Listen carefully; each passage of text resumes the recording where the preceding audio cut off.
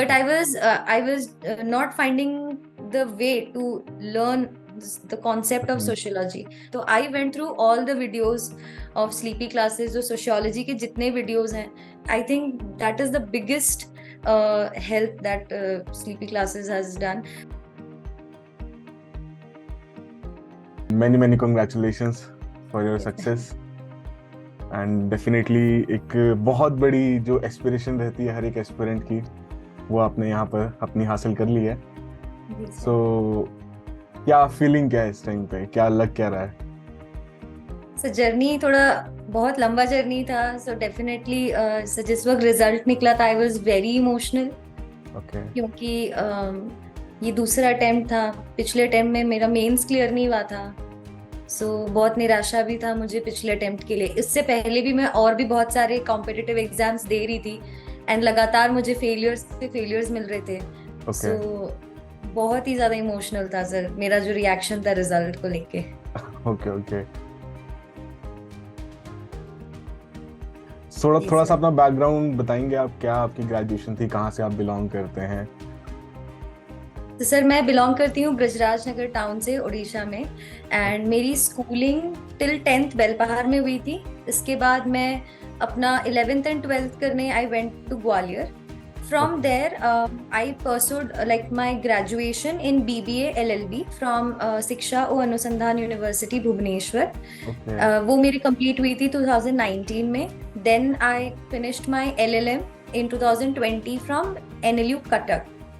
From 20 जी sir. उसके बाद कोविड हो गया तो I had to change all my plans. I returned home. घर से फिर मैं अपनी तैयारी कर रही थी. फिर मैंने 2021 का जो अटेम्प्ट था वो पहला अटेम्प्ट मैंने दिया था जिसमें मेरा प्रीलिम्स अच्छा गया था. लेकिन मेंस में due to the problem in my language paper मैं मेंस क्लियर नहीं कर पाई. फिर मैंने 22 में फिर सेकंड अटेम्प्ट दिया एंड रिजल्ट ऐसे. हाँ एग्जैक्टली ठीक है. तो इससे पहले मतलब बहुत समय से आपका ये गोल था कि स्टेट सर्विसेज या फिर पब्लिक सर्विसेज में यहाँ पर जाना है, या कोई ड्यूरिंग ग्रेजुएशन कहीं से मोटिवेशन मिला? सर एक्चुअली ये सपना तो बचपन से मेरे फैमिली मेंबर्स ने भी देखना शुरू कर दिया था. बट मैंने कभी इसे इतना सीरियसली नहीं लिया था बिकॉज उन्होंने मुझे हमेशा ये फ्रीडम दिया था कि मैं वो करियर चूज करूँ जो मुझे अच्छा लगे. तो उन्होंने कभी भी अपने ड्रीम्स, अपने एस्पिरेशंस को मुझ पे कभी फोर्स नहीं किया. But towards the 4th year of my graduation I realised that judicial services मेरी कॉलिंग नहीं है and civil services is my calling. तो फ्रॉम 4th year मैंने NCERT बुक्स इकट्ठा करना शुरू किया बिकॉज स्कूल के वक्त मैं सोशल स्टडीज में इतनी स्ट्रांग नहीं थी. आई थिंक कोई भी नहीं होता उस टाइम पे, सब लोग अवॉइड ही करते हैं सब्जेक्ट को. फिर मेरा 11th and 12th science background था तो फिर मैंने कहा कि this is the right time, मैं ब्रश अप करती हूँ अपने कॉन्सेप्ट को. तो मैंने स्टैंडर्ड 6 से ही पढ़ना स्टार्ट किया NCERT. फिर मैंने फिर जो हमारे दूसरे स्टैंडर्ड बुक्स हैं प्रिपरेशन के लिए वो मैंने अपने फाइनल ईयर में फिर मैंने मंगवाए. फिर मैंने उनसे अपनी तैयारी शुरू की. But due to the Covid I could not give the attempt 2020 का. जी सर. तो फिर मैंने 21 में फिर अपना अटेम्प्ट लिखा था. ओके. तो आपने UPSC के लिए भी प्रेप किया था? जी सर. मैंने UPSC का भी मतलब मैंने पहला अटेम्प्ट 2021 में दिया था. तो मेरा क्लियर नहीं हुआ. उस साल मेरी तैयारी इतनी स्ट्रांग नहीं थी. फिर मैंने 22 मैंने एक साल अच्छे से लिया प्रिपेयर करने के लिए. बट 23 का जो था ड्यू टू CSAT मेरा कुछ खास परफॉर्मेंस नहीं हो पाया. तो by the time I returned home I realised कि पेपर 1 इवन दो अच्छा गया था, like I was around getting 70 to 76 के रेंज में. बट देन आई रियलाइज्ड कि अभी और काम करना है हमें CSAT पे भी. ओके. फिर आपने मतलब एक तरीके से जो उड़ीसा का आपका पब्लिक सर्विस कमीशन था, was it your plan A और प्लान बी? नहीं सर, मैं एक्चुअली दोनों को एक साथ ही इक्वली ट्रीट करती. जी सर. तो मेरा ये था कि if I am preparing for this तो मुझे ये भी साथ में करना है. जी. सिर्फ फर्क ये था कि हमारे सिविल सर्विसेज में 2 ऑप्शनल पेपर्स होते हैं. या राइट. तो फिर मैंने उसकी फिर एक्स्ट्रा तैयारी करना शुरू किया. So one optional was a law, if I'm not wrong. जी Another sir, one was a sociology, right? Sociology, जी सर। Okay, okay. So एक बड़ा ही ना क्रूशियल सा क्वेश्चन आ जाता है इस टाइम पे, सिंस जैसे 2023 का पेपर सभी ने देखा, ठीक है, एंड प्लान बी की जो मुहिम है वो शुरू हो चुकी है कि you need to have a plan B. So definitely plan B सभी के लिए फिर स्टेट पब्लिक सर्विस कमीशन बनता है, जी राइट? सर। तो मतलब आपका क्या एक माइंड फ्रेम क्या था उस टाइम पे जब आप दोनों एग्जाम्स की साइमल्टेनियसली तैयारी कर रहे थे? क्या पर्टिकुलर कोई स्ट्रैटेजी आपने फॉलो की थी? जी सर। सर मेरा प्लान भी तो एक्चुअली वो जॉब है जो मैं फिलहाल कर रही हूँ। Okay, so you and are working, sorry मैंने यस इस सर, चीज आई के एम बारे में वर्किंग, मुझे- I am also working. And मैं 2020 से ही काम करती, जब मेरा एलएलएम खत्म हुआ था तो मैं तब से ही Okay. काम करना शुरू कर दिया था। कोविड का टाइम था तो it was not possible to go out home, तो मैं Okay. छोटे मोटे फ्रीलांस वर्क लेना शुरू कर दी थी थ्रू ऑनलाइन मीडियम। धीरे धीरे फिर मैंने एक स्कूल में भी पढ़ाया है, so I Okay. Then I became a geography teacher in school. साथ ही साथ मैं बच्चे को क्लैट एग्जाम के लिए गाइडेंस देती थी। फिर उसके बाद I started working full time. फिर मैंने कॉर्पोरेट में I picked up a job in the corporate and then I was working from October. तो जब मेरी जॉब हुई उसके बाद फिर मेरा प्रीलिम्स का रिजल्ट आया, तो थोड़ा सा हेक्टिक था मेंस के लिए प्रिपेयर करना। बिल्कुल। बट मैंने state service as well as जो यूनियन सर्विस है, I have always considered them at par, कि both of them are very prestigious. Because अब जितना डायनामिक हो गया है पेपर, इनफैक्ट ये एक मिथ है जो लोग कहते हैं कि state services is also very easy. नहीं नहीं, the reason why people treat it as a backup plan, but it is not. साल दर साल डिफिकल्टी लेवल बहुत बढ़ रही है हमारी स्टेट सर्विसेज की भी, तो बिल्कुल। मैंने हमेशा दोनों को एट पार ही ट्रीट किया है। सो जब आप वर्किंग थे तो डेफिनेटली कोई ना कोई स्ट्रैटेजी तो रही होगी कि इतने से इतने घंटे अगर काम कर रहे हैं तो इतने से इतना टाइम हमें पढ़ाई पे देना है। एंड यू वोंट बिलीव, जब भी कोई भी डाउट सेशन होता है किसी भी कोर्स में, किसी भी बैच में, सो ये जो कंसर्न होता है सबसे ज़्यादा होता है कि वर्किंग प्रोफेशनल्स के लिए फिर क्या स्ट्रैटेजी फॉलो की जा सकती है? How can you manage your time? Sir I think मैंने ये मेरा एक सवाल था जो मैंने बहुत लोगों से, बहुत सारे मेंटोर से पूछा, बिकॉज मैं भी उस कश्मकश में थी कि एक वर्किंग एस्पायरेंट के नाते क्या मैं अपना बेस्ट दे पाऊंगी। सर स्ट्रैटेजी तो कहूंगी सर, 1000 स्ट्रैटेजीज बनाए और 1000 स्ट्रैटेजीज फेल हो गए। बट आई थिंक एक स्ट्रैटेजी जो मेरे साथ मुझे बहुत हेल्प किया, and I think a lot of working aspirants will agree to me also, कि जो नंबर ऑफ आवर्स हैं वो मैटर नहीं करता है, कितना कंटेंट हम हर दिन का टारगेट कवर कर पा रहे वो मैटर करता है। तो सर मेरे साथ ऐसा होता था कि जब मैं स्कूल में टीचर थी तो मेरे पास सुबह का 1 घंटा गैप मिलता था, मैं उसमें थोड़ा सा कुछ क्विक पढ़ लेती थी, प्री मिक्स के वीडियोस देख लेती थी मैं। मुझे अगर मेरे 2 पीरियड्स के बीच में हाफ एन आवर एक गैप मिल जाता था तो मैं वहां पे करंट अफेयर्स लगा लेती थी। शाम को वापस जब मैं अपने रूम जाती थी स्कूल का पूरा स्केड्यूल खत्म करके, उस वक्त मैं थोड़ा जो जीएस की प्रिपरेशन है तब करती थी, एंड रात में मैं सोशियोलॉजी के वीडियोस देखती थी। तो आई थिंक वो छोटे छोटे जो टाइम के ब्रेक्स मिलते हैं ना, उन्हें हमें बहुत ज्यादा मैक्सिमाइज करना पड़ेगा। और क्योंकि शेड्यूल बहुत डायनामिक रहता है, किसी दिन हम 6 घंटे काम कर रहे हैं, किसी दिन हम 8 घंटे काम कर रहे हैं, वर्क के टारगेट्स को भी हमें मीट करना है। तो आई थिंक हर दिन में रियलिस्टिक टारगेट बनाना है। सो मैं पहले सोचती थी कि मैं बहुत सारा पढ़ाई एक साथ कर लूंगी, देन आई रियलाइज्ड कि इट इज नॉट पॉसिबल। मुझे रियलिस्टिक टारगेट बनाना पड़ेगा, शायद थोड़ा ज्यादा समय लगेगा, डेफिनेटली टाइम बहुत लगा, but by God's grace the result. Definitely मतलब जो हार्ड वर्क रहता है फिर वो कहीं ना कहीं तो रंग दिखाएगा ही, है ना? तो जो आप टारगेट्स की बात कर रहे हो, तो ऐसे वीकली टारगेट्स आप सेट करते थे या it used to be like ये मेरा मंथ का टारगेट है? किस तरीके से?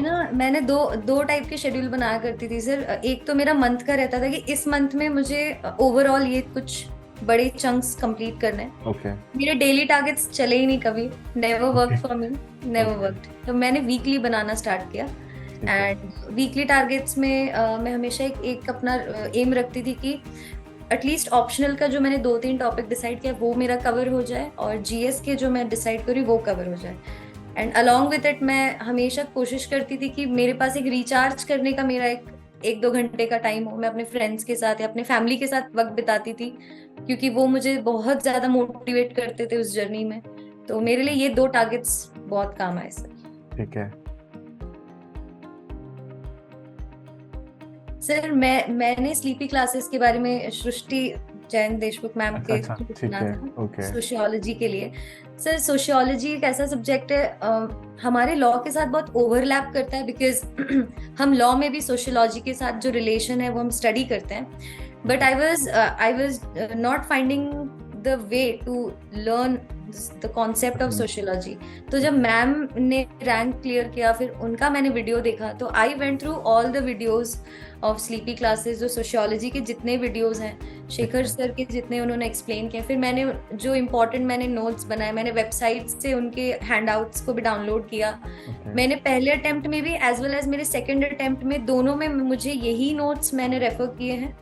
मैंने स्टैंडर्ड बुक्स मुझे जरूरत नहीं पड़ी, because the videos were enough to substantiate the gap.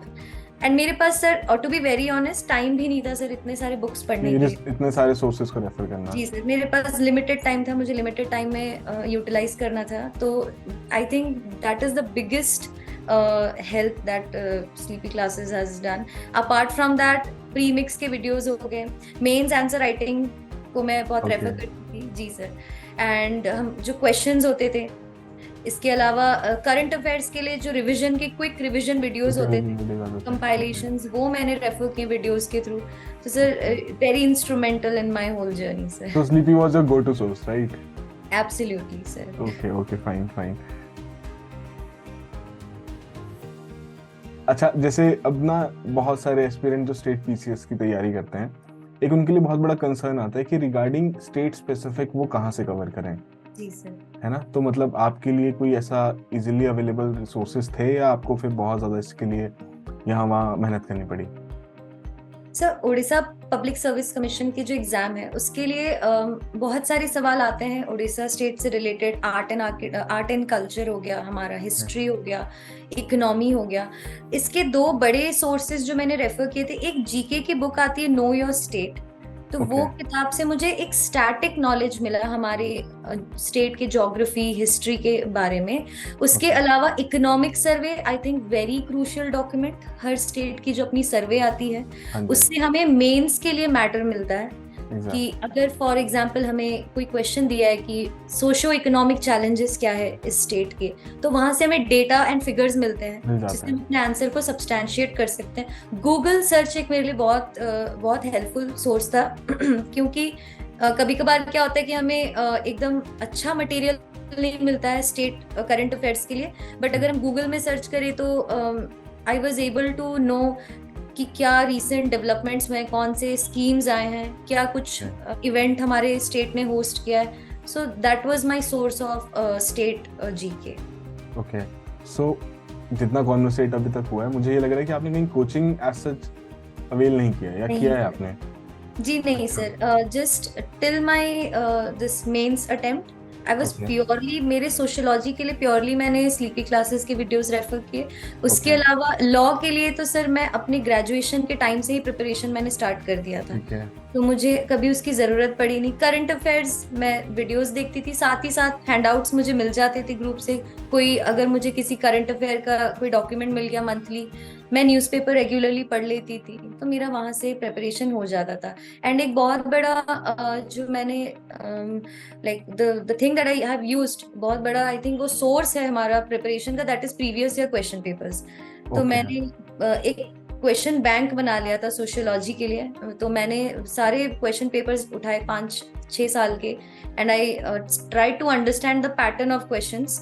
तो वहीं से ही मेरा पूरा प्रिपरेशन कंप्लीट होने लगा। ओके, ठीक है। सो कहीं ना कहीं जो एक हमेशा एक डर रहता है एस्पिरेंट के मन में कि यार इस साल भी नहीं हुआ तो नेक्स्ट टाइम क्या करेंगे। सो मतलब आपके लिए कंसिस्टेंट एफर्ट था कि ये निकालना है, या इसके अलावा भी आपने कुछ और सोचा हुआ था? जी सर, ये कंसिस्टेंट एफर्ट्स था, but at the same time it was imperative for me to be financially independent. तो ये मैंने लेके ही चला था कि अगर ये इस साल नहीं होता तो मैं एकेडमिक्स में ज्वाइन करने वाली थी, बट मेरी प्रिपरेशन साथ ही साथ चलती। ओके, फाइन, ठीक है। बहुत सारे इस टाइम तो जैसे रिजल्ट आया है तो उड़ीसा के बहुत सारे जितने भी एस्पिरेंट्स हैं, definitely you have been getting some messages also, congratulations, कुछ टिप्स दे दीजिए, कुछ स्ट्रैटेजी। जी तो sir. Particularly Odisha public service commission के लिए कोई स्ट्रैटेजी या फिर टिप्स जो कि आप अपकमिंग एस्पिरेंट्स को देना चाहते हैं? जी सर। सर सबसे पहला पॉइंट आता है हमारा language paper. A lot of students who do not make it to the interview is because वो मेंस में लैंग्वेज पेपर के कारण they do not make it. तो okay, language is very important. Grammar हो गया, ऐसे हो गया, as well as translation very important. I think class 10th level तक की लैंग्वेज हमें बहुत स्ट्रांग बनानी है, and I think it is applicable to all the non Hindi speaking states. सारे स्टेट्स में language is a very crucial factor. Second आता है स्टेट के करंट अफेयर्स के साथ ब्रशअप करना, वेरी इंपॉर्टेंट। थर्ड आता है कि जो हमारा प्रीवियस ईयर क्वेश्चंस है, अगर हम एक प्रीवियस ईयर क्वेश्चन का एक बैंक बना लें, then I think a very strong foundation for the preparation. And lastly, I will say that the level of mains in OPSC is also coming at par with the UPSC mains. Okay, इस साल के मतलब 2021-22 जो ये अब question papers आ रहे हैं, very very dynamic in nature, and I can say कि my first impression of the question paper was that it is exactly like what we get in UPSC mains. तो आई थिंक आंसर राइटिंग अब करनी पड़ेगी। ऐसा नहीं है कि बस हम याद कर लिए लास्ट के लिए और रख लिख दें। के आ गए, नहीं। ये मैंने आई थिंक ये मैंने मेरे पहले मेंस में भी ये चीज़ फील किया था, एंड होपफुली मैं आंसर राइटिंग प्रैक्टिस कर रही थी through the videos that were posted on the YouTube, तो मुझे थोड़ा कॉन्फिडेंस आया था। बट येस, मेंस के लिए answer writing practice is very very crucial, and I think these 4 things are the tips that I will give to the aspirants. Okay okay, fine. So Radhika ji, आपसे conversant करके बहुत अच्छा लगा। Definitely. अब मेरा नाम अरविंद है, मैं जी इकोनॉमी पढ़ाता हूँ स्लीपी क्लासेस में, एंड आप कभी आइए जी Chandigarh, sir. Mohali, definitely you should visit us. Yes sir. क्योंकि शेखर सर भी कह रहे थे कि ऐसे जब कोई आता है तो बहुत अच्छा लगता है, एक जी मोरल सर। बूस्ट टीम के लिए भी होता है कि definitely we are doing something जी better sir. For the society और better for the aspirants particularly.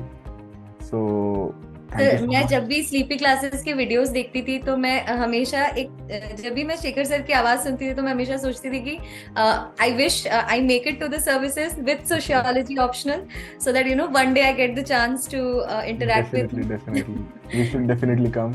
Proper यहाँ पे तो सेशन बैठ जाएगा कि चलो अब डिस्कशन करते हैं, जी सर। है ना? चलो, thank you so much for your time, thank you sir. And hopefully you will do wonders in a life. And जो आपके एक टारगेट्स होते हैं ना कि while coming to the service क्या क्या हम करेंगे सोसाइटी के लिए, पर्टिकुलरली फैमिली के लिए, अपने आसपास के लोगों के लिए, वो एक बहुत कहीं ना कहीं इंस्पिरेशनल फैक्टर रहता है। जी। So I hope you get all the power and courage to do so. Okay, so thank you so much.